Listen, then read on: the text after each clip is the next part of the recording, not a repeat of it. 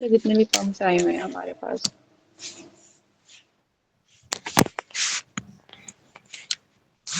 हमारे पास पहला देखें क्या है। अगर वो कहे कि sodium potassium ATPase activity is stimulated by, sodium potassium ATPase activity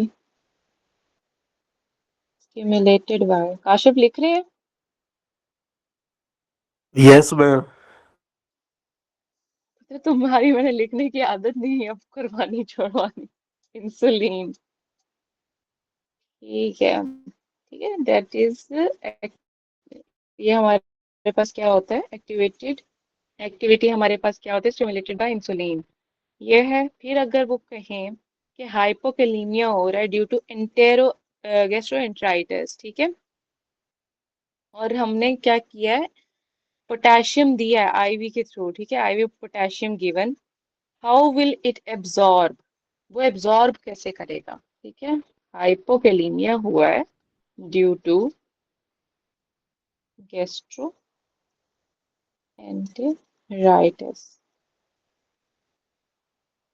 ivy potassium ampoules हमने दिए हैं गिवन, वैसे हम ओरली भी मैम देते हैं, हाइपोक्लीमिया किस वजह से हुआ है? Due to gastroenteritis, okay okay.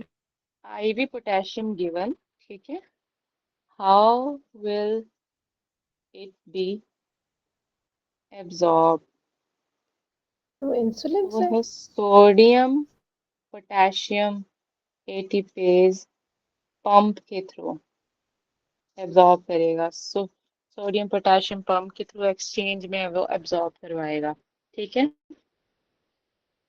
और पोटेशियम का सारा अंदर मैकेनिज्म सेटल करेगा, पोटेशियम को वो करेगा।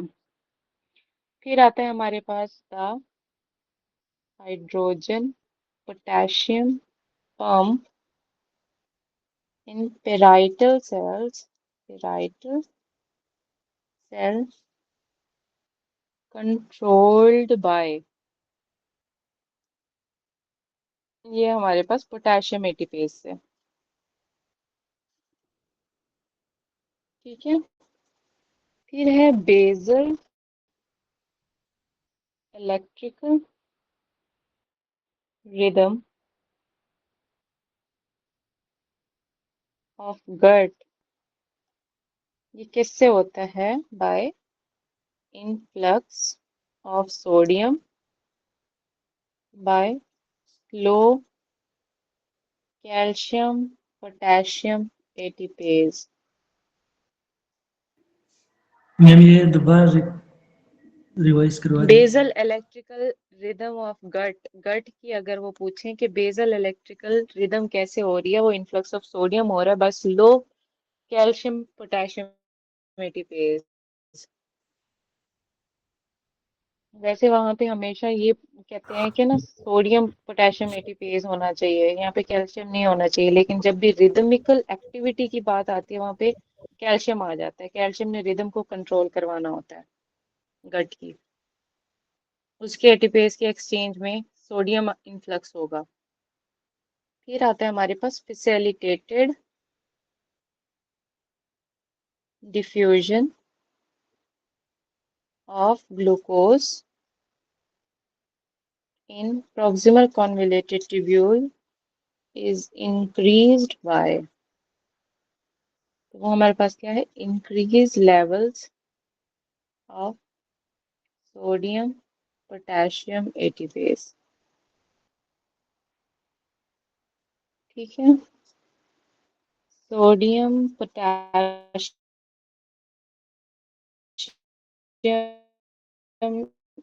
ATPase inhibition leads to increase intracellular calcium. Then we have ma'am आवाज आपकी क्लियर नहीं आ रही है, sodium आखिरी पॉइंट समझ नहीं आ absorption. रहा। Sodium तो potassium मौजूद ATPase होगी। inhibition leads to leads to increase intracellular calcium. अब आई आवाज? जी ma'am. Sodium absorption from basal lamina of kidney is by sodium potassium ATPase pump. अब फिर आता है हमारे पास जो resting membrane potential है is maintained by sodium potassium ATPase, sodium ATPase pump and achieved by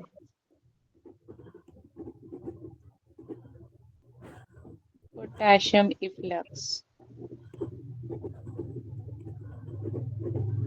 ठीक है, फिर आता है हमारे पास gradient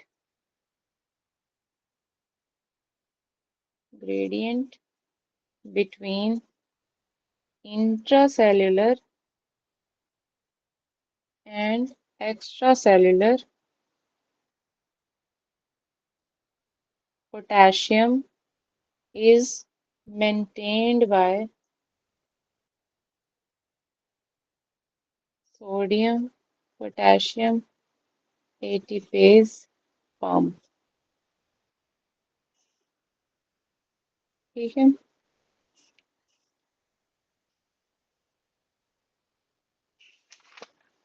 यहाँ तक आवाज आ रही है? जी ma'am. Yes ma'am. Next is primary active transport use hydrogen potassium ATPase in parietal cells.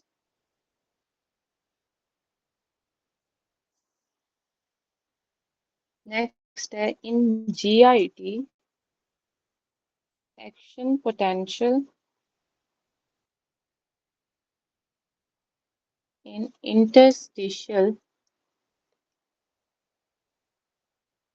cells of Kajal by वो किससे होता है? Increase sodium by sodium and calcium pump, जो कि पेस मेकर एक्टिविटी होती है, पेस मेकर एक्टिविटी।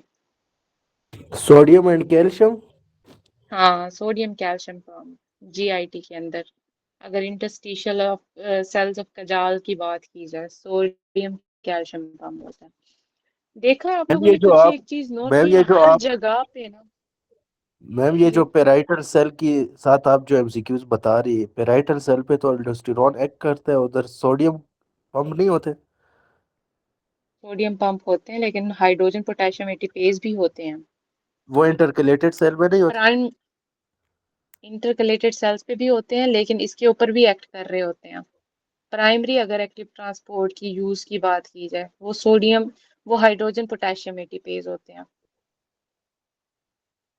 मतलब जो जो एक हाइड्रोजन पूरी की साइकिल। एक्सक्रीशन कराता है ना, पोटाशियम की, हाँ एल्डोस्टेरॉन पोटाशियम की एक्सक्रीशन और हाइड्रोजन की कराता है, तो वो हाँ कौन जी, से पंप के थ्रू कराता वो हाइड्रोजन पोटेशियम एटीपेज है? इंटरकलेटेड पंप सेल होता में है या पेराइटल सेल में? पेराइटल पेराइटल सेल्स के ऊपर। और इंटरकलेटेड से सिर्फ हाइड्रोजन को एक्सक्रीट कराता है? हाँ जी, ओके, थैंक यू। मैम वो प्राइटल सेल है क्या प्रिंसिपल सेल्स है वो जो किडनी में पड़े हैं ये पेराइटल सेल्स की बात हो रही है। हाँ जी। तो अल्डोस्टेरॉन पैराइटल सेल्स पे एक्ट करेगा या प्रिंसिपल सेल्स पे करेगा? सेल्स पर है ना? वो प्रिंसिपल के ऊपर कर रहा होता है ना, ये हाँ जी पेराइटल सेल्स की बात है। ठीक है। मैम वहाँ पे जो अभी कोई बात कर रहा था हाइड्रोजन और पोटेशियम एक्सचेंजेस होते नहीं? हाइड्रोजन और पोटेशियम एक्सचेंजेस होते हैं, ये पेराइटल सेल्स जी जी होते कहाँ पे ठीक हैं, ठीक। पहले ये बताएं। And नहीं नहीं, मैं वैसे स्टमक वाले पर स्टमक की बात करिए आप, मैं वैसे ही उस क्वेश्चन को पूछ रही थी, समझ आ अच्छा गया मुझे। अच्छा, ठीक है ठीक है। अब यहाँ पे ना आप लोगों ने कुछ नोट किया होगा, जितने भी हमने ना पंप्स पढ़े हैं वहां पे सोडियम पोटेशियम एटीपेज सबसे ज्यादा है। तो इसके अंदर जितने भी ना एक्स्ट्राज में है ना, लाइक कैल्शियम पोटेशियम एटीपेज है, सोडियम कैल्शियम पंप है, इन चीजों को याद कर लो कि यहाँ यहाँ हमने ये वाली चीजें पढ़नी है, ठीक है। बाकी हर जगह ना सोडियम पोटेशियम एटीपेज पंप आएगा। अब हमने कैल्शियम और पोटेशियम एटीपेज कहाँ पे किया है? Basal electrical rhythmic rhythm of the gut के अंदर किया है, ठीक है। फिर हमने एक और कौन सी चीज आ गई जो एक्स्ट्रा में थी कि जो हमारे पास रेस्टिंग मेम्ब्रेन पोटेंशियल है वो अचीव किससे होता है? वो पोटेशियम इफ्लक्स से अचीव होता है। मेंटेन फिर भी सोडियम पोटेशियम एटीपेज पंप से हो रहा है, ठीक है। Facilitated diffusion of the glucose in the PCT is increase by, वो भी हमारे पास सोडियम पोटेशियम एटीपेज की वजह से हो रहा है। अब जो हमारे पास हाइड्रोजन पोटेशियम पंप होता है पेराइटल सेल्स के अंदर, कंट्रोल कौन कर रहा होता है? वो पोटेशियम एटीपेज कर रहा होता है, ठीक है। प्राइमरी एक्टिव ट्रांसपोर्ट ये खुद होता है, हाइड्रोजन और पोटेशियम पंप होता है, ठीक है। लेकिन इसको कंट्रोल पोटेशियम एटीपेज कर रहा होता है। फिर हमारे पास और कौन सा एक्स्ट्राज में आता है? यही चीजें हैं, ठीक है। बाकी हर जगह पे सोडियम पोटेशियम आता है, लेकिन इनके ना कुछ एक्स्ट्राज में कर लो तो वो याद रह जाएंगी और एमसीक्यूज इजीली सॉल्व हो जाते हैं। और पोटेशियम पंप, ये पंप्स के ना एमसीक्यूज इनको बड़े पसंद है, एमसीक्यूज लाजमी देते हैं पंप्स के, ठीक है। और हमारे पास क्या आएगा? अच्छा, थ्रोम्बोसाइटोपिनिया का साइड इफेक्ट में क्या आता है? कौन बताएगा मुझे?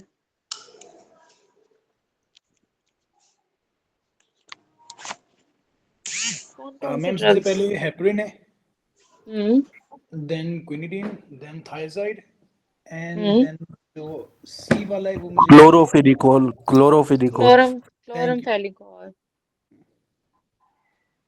ठीक है।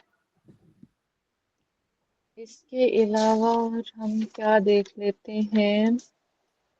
हमने एंटीडोट्स भी कर लिए थे। हाफ लाइफ ऑफ कैनामाइसिन क्या थी? 33 to 35 ईयर। 12 hours। ठीक हो गया काशिफ, सही जा रहे हो तुम। अच्छा यार, ये पहले भी गलत किया था। तुम फिर भी नहीं सुधरते, ठीक है। अच्छा, मुझे कोई सीजर्स का बता सकते हैं? सीजर्स की ड्रग कौन सी सीजर्स की कौन सी ड्रग्स हैं? पीटीए, और वो था पीटीए केस। हाँ। पी से जो है वो पार्शियल सीजर, टी से हम्म टॉनिक, और ए से एब्सिन। जो पी वाला है हम्म उसमें कार्बामाज़ेपिन देते हैं, जो हम्म टॉनिक है उसमें बच्चों सोडियम के लिए वॉल्ट्रेट है, कॉर्बेट और हम्म जो एब्सिन है उसमें इथियोमैक्सेट है, पता नहीं इथियोमाइड इस तरह देता है। एथोसेक्सिमाइड। इथोसेक्सामाइड। एथोसेक्सामाइड। टॉनिक ठीक। उसमें जो है मायोक्लोनिक अच्छा, में सोडियम वैल्प्रोएट। वल्प्रोएट। मैं अभी ना सबको एक एमसीक्यूज, आज आप लोग डॉक्टर नम्रा की क्लास तो लाजमी लेते हो ना, सारे डबल ए वगैरह की। जी। Yes ma'am. मैं आप सबको ना एक एक चीज टॉपिक असाइन कर रही हूँ। आज के बाद से आप लोगों ने एमसीक्यूज इस तरह से सबने सॉल्व करने हैं और डेली बेसिस पे वो शेयर करने हैं, ठीक है। आप लोगों के अब हबीब के जिम्मे में लगा रही हूँ सारे के सारे एमसीक्यूज ऑफ सीवीएस। जितने भी सीवीएस जिस टॉपिक में भी आएगा ना रिलेटेड, ठीक है। क्योंकि एमसीक्यूज अगर आप टॉपिक वाइज भी कर रहे हो वहां पे फिर भी कोई सीवीएस वाइज आ जाता है, ठीक है। वो आपने वो वहां से निकालना है। ओके। काशिफ के जिम्मे है रेस्पिरेटरी सिस्टम, ओके मैम। ठीक है। कोई भी रेस्पिरेटरी एसओबी का केस कोई भी आएगा, आपने वो एक्सट्रैक्ट करके शेयर करना है।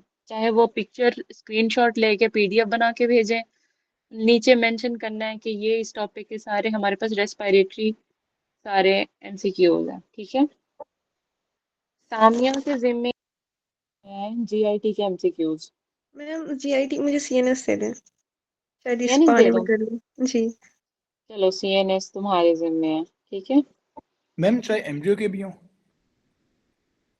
एम्ब्रियो के भी मैं देती हूँ ना, सारे टॉपिक आ रहे हैं नहीं, मैं एक एक पूछ रहा के। हूँ कि सीवीएस अगर एमब्रियो की हो तो वो भी सीवीएस के हाँ, अंडर तो सीवीएस से रिलेटेड है, चाहे वो कंजेनिटली हो, चाहे वो एम्ब्रियो रिलेटेड, मतलब बच्चों के अंदर हो, चाहे वो बड़ों के अंदर हो, सारे एमसीक्यू सीवीएस के आपने देखने हैं।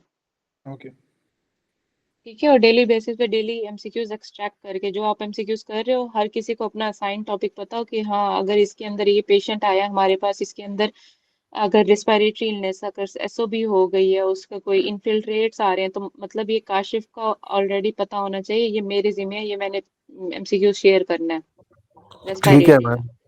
ठीक है, सामिया के जिम्मे में ये है कि अगर कोई कंफ्यूजन आ रही है, कोई डिजीनेस आ रही है, कोई भी ऐसे एमसीक्यूज है जो सीएनएस से रिलेटेड सिम्टम्स दे रहा है, वो सामिया ने एक्सट्रैक्ट करना है। जी ठीक है, जी। हारिस हारिस आप क्या लेंगे टॉपिक? Choose your topic.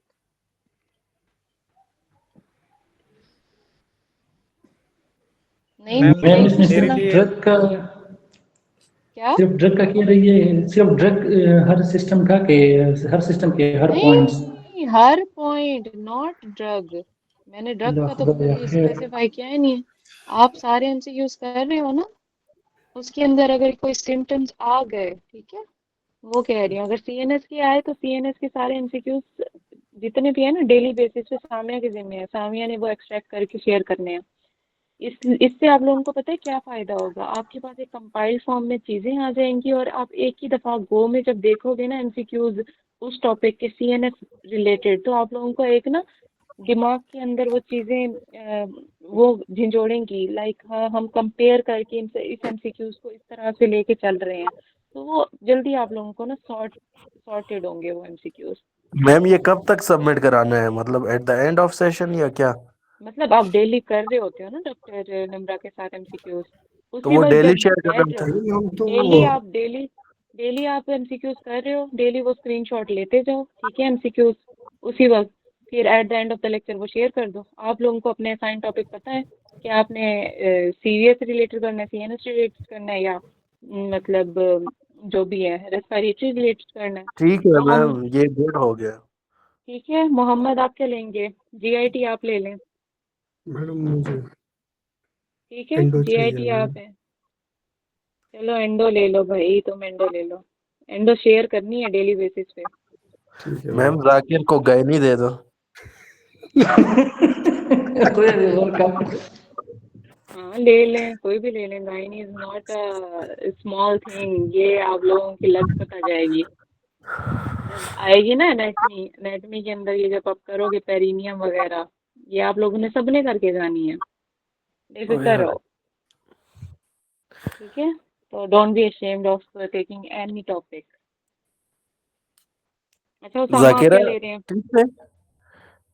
मैं जीआईटी बस ले रहा हूँ, चाहिए आरएनएल मुझे दे दो। क्या दे रहे हो? आरएनएल या जीआईटी। जीआईटी आप ले लें, ठीक है, उसामा आप रीनल ले लें। Okay ma'am.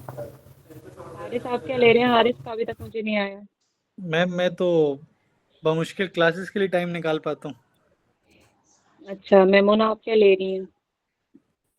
मैम जो आप देते हैं। यार इतने फर्मा बरदार हो। जी मैम। मैम इसको न्यूप्लेजिया दे दें, ओंकोलॉजी।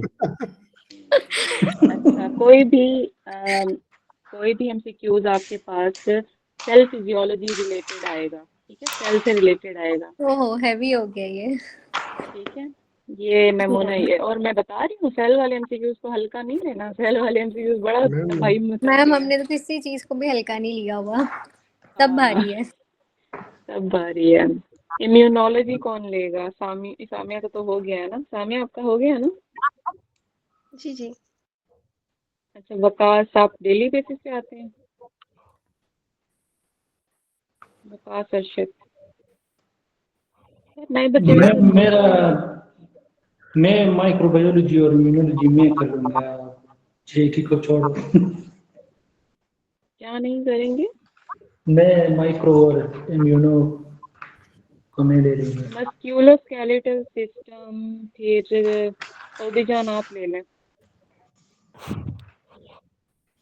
हबीब को दिया मैंने कुछ? हबीब हेलो। सीबीएस।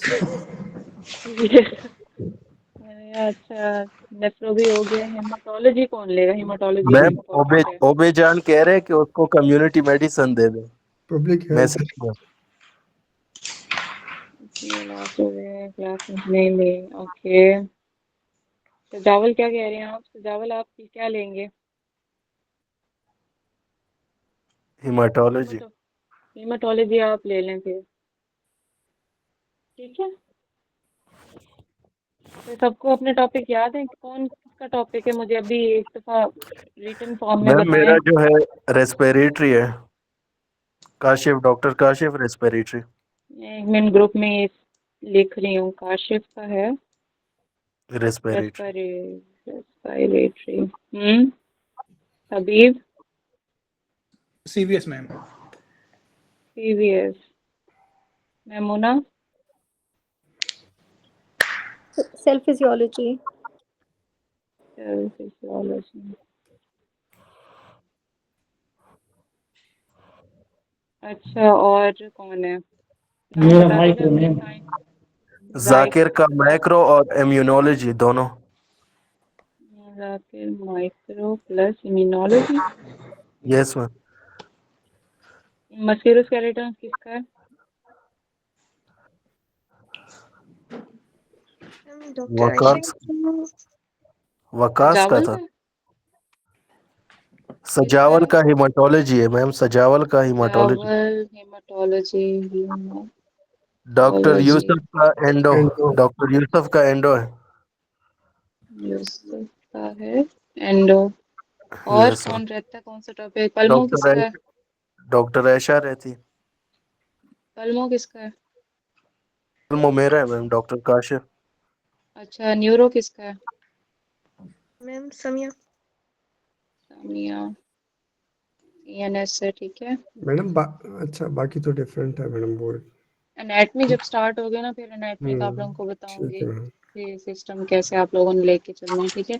अभी डेली बेसिस पे ना आप लोगों ने ये सारी चीजें तो असाइन, जो जो MCQs आपके रिलेटेड है ना, आप लोगों को पता हो कि हाँ ये मेरा रेस्पिरेटरी सिस्टम का MCQs आ गया है, सिम्टम्स आ गए हैं, इसको मैं एक्सट्रैक्ट करके शेयर कर दूं, ठीक है, एक पूरा PDF फॉर्म के अंदर। समझ आ रही है ना आप लोगों को? Yes proper ma'am. हर चीज लिखने की जरूरत नहीं है, उसी वक्त बैठे बैठे डॉक्यूमेंट नंबरों के साथ आपने स्क्रीनशॉट लेने हैं, फौरन शेयर कर देने हैं at the end of lecture.